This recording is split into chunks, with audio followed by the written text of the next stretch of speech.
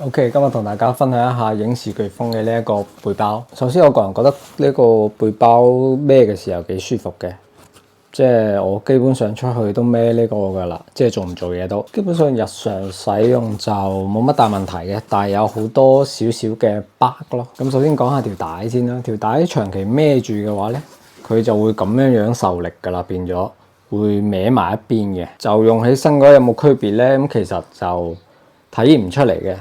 但係就如果咁樣長期咁樣用呢個力嘅話，我係驚呢度好容易會爛啊，所以就睇下可唔可以改善一下呢個位咯，將佢固定啊或者點樣樣都好。咁佢下邊咧就可以有條拉鏈，可以增加個容量嘅。呢一個設計，個人覺得都 OK 嘅，但係呢個容量其實我都仲爭少少，因為佢係可以拆個格出嚟嘅。咁個格咧就一機兩鏡咯，我呢度咧自己就加多咗一個格嘅。咁你啲相機同鏡頭拆開嘅話咧，就可以放到一機三鏡嘅。咁佢嘅內膽咧，我個人咧就日常夠用，但係如果有時候我需要啲極限操作嘅時候就唔夠用啦。即係譬如我放咗個格入去，我又想同時孭台14寸嘅電腦咧，14寸嘅電腦係放唔到入去嘅，即係個格同14寸電腦你自己要去取捨咯。所以呢一點就爭少少。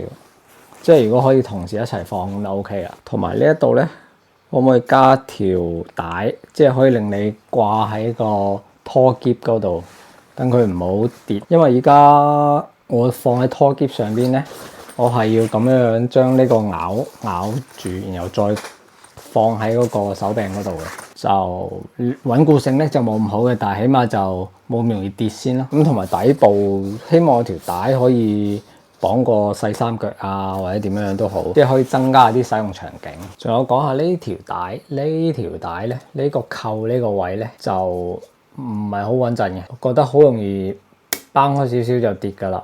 因為另外嗰一節咧我已經唔見咗噶啦，所以就變咗呢個冇乜用。咁希望扣呢個位咧就可以加闊少少啦，可以令到佢冇咁易，即係譬如咁樣我一撞嘅時候，咁佢就跌出嚟噶咯。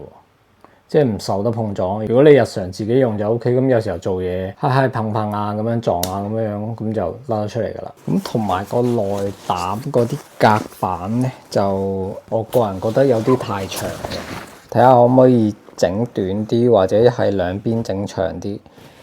因為我有時候極限操作嘅時候咧，我就相機同鏡我就唔分開，直接套入去。咁套入去嘅時候，個相機就有少少一部分係頂咗出嚟嘅。咁如果呢啲位可以短啲嘅話咧，咁我部機放入去嘅時候咧，就可以攝晒入去啦，就唔使突少少位出嚟。好，今日嘅分享就到呢度，得閒吹水。